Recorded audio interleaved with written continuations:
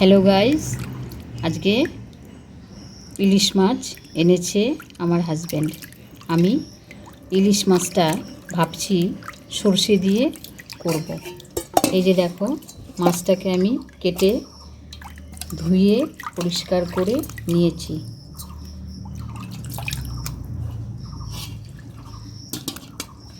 সাথে 3টি পমফ্রেটকেও এনেছে। যেহেতু আমরা 3 জন, তাই 3টা পমফ্রেট নিয়ে এসছে।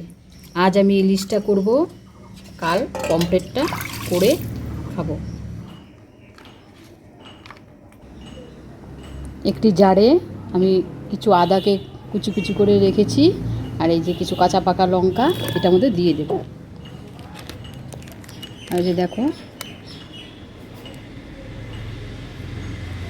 দুটো সানরাইজ মাস্টার্ড পাউডারের গুঁড়ো নিয়ে নিয়েছি, এটাও ঢেলে দিচ্ছি এটাতেই। তোমরা তোমাদের পরিবারের সদস্য অনুযায়ী মাস্টার্ড পাউডারটা নেবে। আমি 2 প্যাকেট নিয়েছি, কারণ দুবেলা খাবো, 6 জন। সব একসাথে এখন আমি মিক্স করে নেব। এই যে দেখো বন্ধুরা, ইলিশ মাছের পেটিগুলোকে আমি নুন হলুদ মাখিয়ে কিছুক্ষণ রেখে দিয়েছিলাম ফ্রিজে রেস্টোর করে।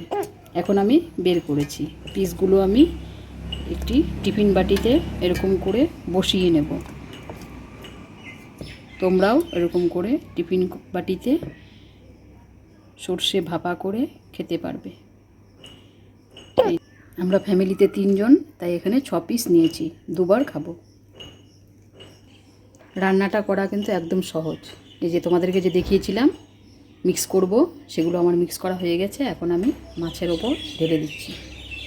তোমরাও ইচ্ছে করলে যখন তখন এরকম করে ভাপা করে খেতে পারবে।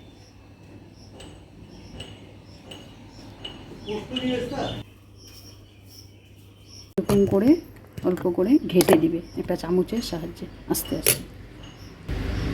এখন তোমরা যে যেরকম তেল খাও সেরকম দিয়ে দিবে। আমি এখানে ফরচুন তেলটা কাচ্চি ঘানি ইউজ করছি। তেলটা দেওয়ার পর আবারও এরকম করে মাছের পিসগুলোকে ম্যারিনেট করে নেবে ভালো করে। নুন হলুদ আমি আগেই বেশি করে দিয়ে দিয়েছিলাম, তোমরা তোমাদের নুনটা স্বাদ মতন দেবে। সামান্য জল আমি অ্যাড করে দিচ্ছি, তোমাদের ইচ্ছে হলে দেবে, না হলে নাও দিতে পারো। আমি এখানে 3টে চেরা কাঁচা লঙ্কা ইউজ করে দিচ্ছি। এখন টিফিন কারির মুখটা ভালো করে আটকে দিতে হবে, পুরো চাপ দিয়ে,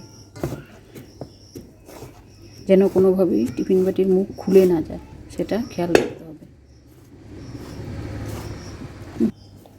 প্রেসার কুকারের ভেতরে যেহেতু দেবো এটা, তাই সামান্য জল দিয়ে দিলাম, যেন বাটিটা আমার জলে না ডোবে, সেইভাবে দিতে হবে। এরকম করে আস্ত করে বসিয়ে দিতে হবে।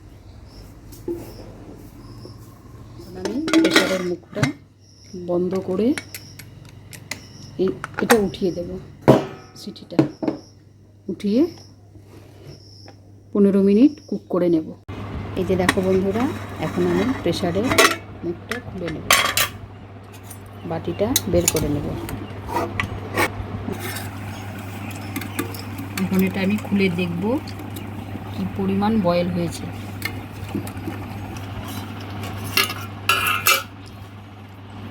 এই যে দেখো বন্ধুরা,